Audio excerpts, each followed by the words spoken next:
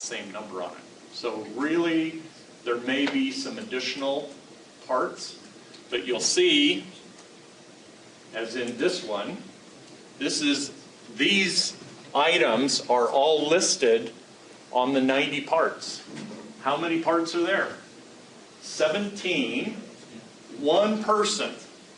That's one person's modeling exercise for this semester. Unless you do what? You don't show all the detail. I mean, who's deciding how much Dr. Jensen wants to see? You guys are. Okay? If you want to do this and you want to make that part of your presentation, make it part of your presentation. Okay? One of these is needed and it should be parametric. One of these is needed, it should be parametric. One of those is needed. How much of a modeling exercise? A couple of seconds. Okay? I mean, we're not talking of adding parametrics yet. We're just talking about making the shape, and then all the other time in the class is going to be to figure out, is this parametric or not parametric? The servo, another simple exercise. Uh-oh, we're getting something that's a little more complex. Could this end up taking us an hour to model? Yeah. It could. Okay, so there are some parts that may push the limit on the 1 hour of modeling. What about these two parts? Well, they're the same part number, but look at them long enough and I think you'll figure out that what? It's just a mirror image of the thing. Okay? So you can build one and then just mirror it to get the other one. And actually there's 4 of those things on this car. Here again, all of these things have the same number. Could it take you an hour to build all of those models? It may take you a little bit more than an hour. But again, if I build this one and I build this one, how do I get those? They're already done. If I build this one, how do I get this one? I just re-instance it. If I build this one, how do I get this one? I just re-instance it. Okay?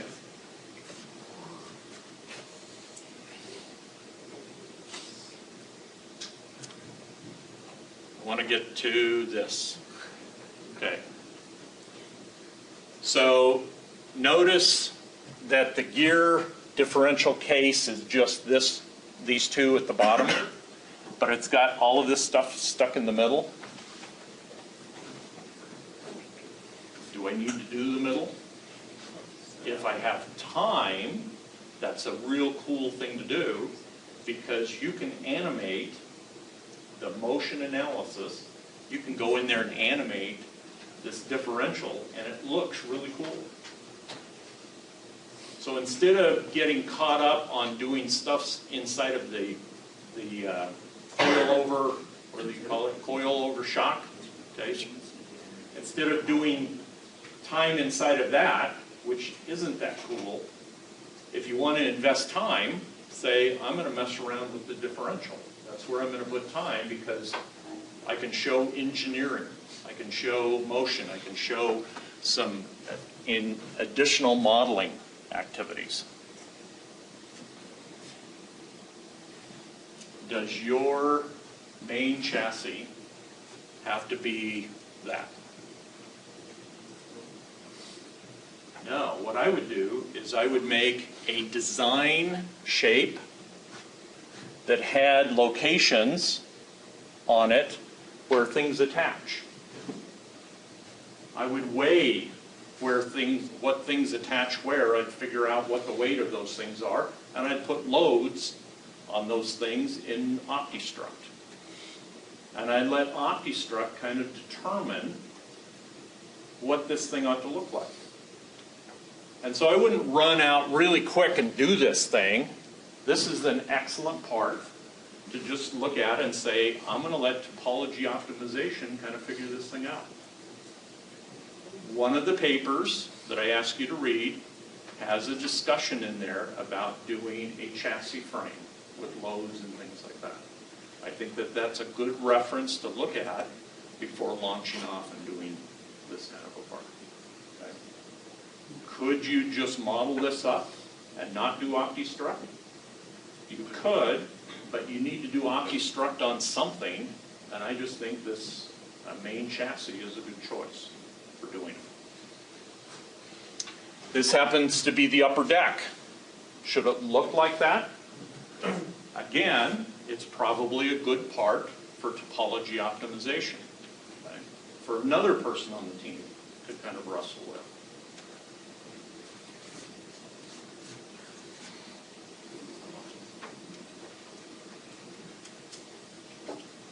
Shock towers. In fact, I think I'm actually missing one or two more. So there's a bunch of towers on all of these cars that need to be modeled up. Most of them are cylinders with a bunch of holes in them. Okay. The holes are real easy. It's just an array of holes. Okay. So there's nothing that challenging. This one, and this one, those three, you may want to do topology optimization on it. You look at it, you rough out the size of it, you fix some non-design space, which are the holes where this thing attaches. You put the loads on it, and you say, eat it away. And it goes and does it.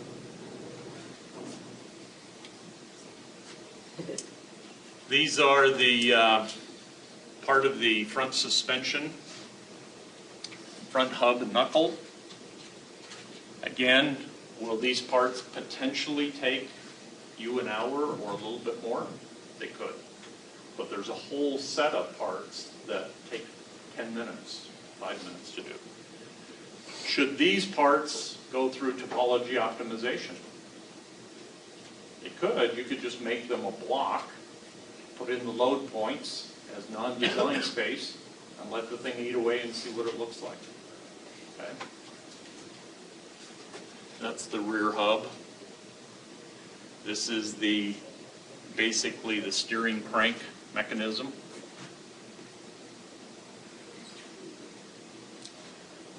What questions do you have? Is this helpful? Is this question? How do we get the load measurements? That's a good question. How would you? You're the engineer. How would you? You've got a sample, physical sample. How would you get the loads? And what kind of loads? So I'm throwing the question back out to the class. What kind of loads? How would you get the loads? Obviously, it's just the weight of the components and supports. So that would be a static thing. Is this thing going to buckle? Is this thing going to just crumble to the ground under its own load? And that would be one test case. Okay, that would be a valid test case. Dynamic loads would be a little harder, probably, but equally worth. But you each have a car that has a battery, and you can charge it up, and you can kind of get a speed, right? Well, some of you do, and some of you don't. If your car doesn't run, come and talk to me, and we'll see if we can get the necessary things. Some of your cars may be totally apart at the moment, but it's a good practice to put it back together again. You could time the thing to get kind of a speed, right? And then without slamming it into a wall and the car having a load center on it, what could you do without the load center and everything else? What would you do? Like the roll momentum. You know the mass of the car, right? And you know the speed that it's moving. And if it hits an immovable thing, what can you calculate? Impact. Impact can be translated into forces. And you can say, where do those forces act? And those forces may act up on a part of the bumper that sits an inch or two or whatever above the platform, but that just is a moment, right? And you translate that down in and you say, this is where this moment load is coming in at. Okay, so you can develop just doing some reasoning without killing my cars, or the remote cars, meaning the distant cars.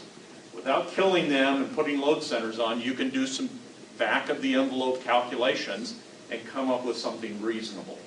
And that's all we're asking that you consider doing. Okay?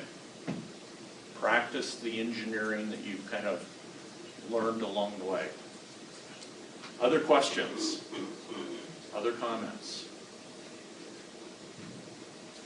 If you're not having meetings regularly, at least once a week with your team, and hashing out who's doing what, it is now time to get engaged. The clock is running, okay? It is now time to figure out who's going to start modeling. Can I model up every part on the car without having my skeletal frame all in place and hooked up and things like that? Absolutely, you can. It requires that you just do linking, okay? It's a little bit nicer if you have the skeleton and you have a part file that has some skeletal geometry and everything else. You can do it, but if you don't have that, you can still reach and drag these components into an existing file. And if you don't know how to do that, the TAs can help you learn how to actually bring in geometry from a skeletal layout. So you don't have to wait. You can be working on this stuff. And a bunch of this stuff is just locational. And that's very easy to get linked up. Okay?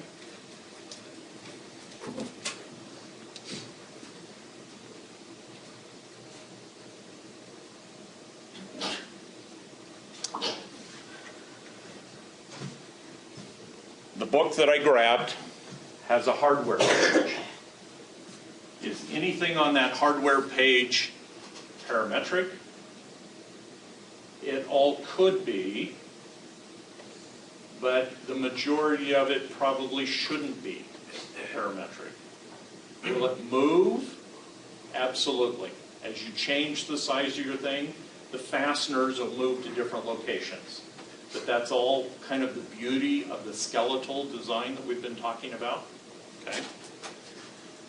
Some of these components on this last column, they may be parametric.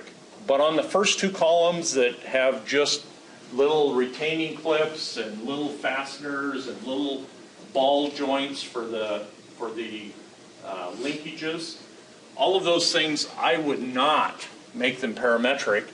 And the beauty of it is once I make this little ball joint, do I get all of the other ones? Yeah, I just kind of change the length of it, change the length, save it, change the length, save it, change the length, save it. You know, all those ball joints, which are individual numbers again, on this big long list of 90, those things I can build really quick and just save them off as parts. I know like certain companies that sell hardware and things like that actually have models, CAD models that you can use. Would it be appropriate to do that, or would you prefer that we actually model each one? Excellent question. I wouldn't model anything I didn't have to model. So if you can find your gears out on the web, and they say, here's a NX part file, grab it. What if they say, here's an IGES? I'd still grab it. I'd bring it in, and it may take you a minute and a half to transform that ugly IGES into a real solid and blow everything away that was the IGES nonsense. But we've talked, the reason we've talked about data exchange is because a lot of this is hardware. And if you can find it, and it's not that tough, I can maybe even put out on the TCC a couple of websites that I use for gears and I use for components like this. Screws, bolts, nuts, all of that kind of stuff. If you can find it, grab it. It's going to save you a boatload of time. If you decide that you want to make something that you've grabbed parametric, it's still going to save you a boatload of time. Bring it in, make it a good solid, add the parametrics. When you were counting your parts, did you include some of the hardware in it, or did you not include The hardware is all listed in that list. So those 90 parts include each and every screw as well. So on that list, you get down to the bottom of it and it'll say, you need 20 of these things. And when you look at it, it's a screw. You need 10 of these things and it's a ball. And then